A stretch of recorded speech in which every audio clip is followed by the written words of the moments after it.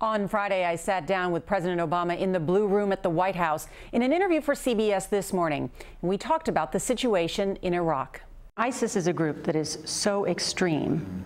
It has been disavowed by al-Qaeda as being too violent. Right. How urgent of a threat to the American people is ISIS? I think it's fair to say that their extreme ideology poses a medium and long-term threat.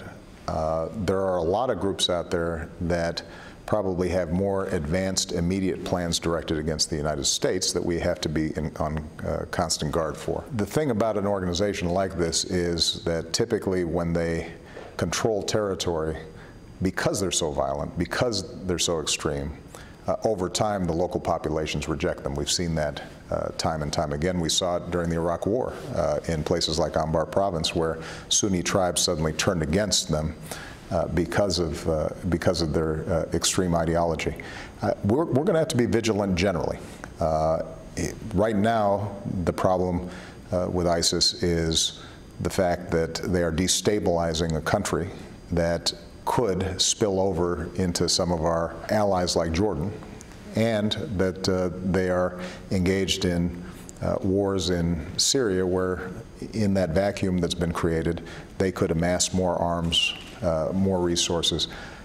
But I think it's important for us to recognize that ISIS is just one of a number of organizations that we have to stay focused on. Al-Qaeda in Yemen is still very active, and we're staying focused on that. In North Africa, you're seeing organizations, including Boko Haram, that kidnapped all those young women, that is extreme and violent.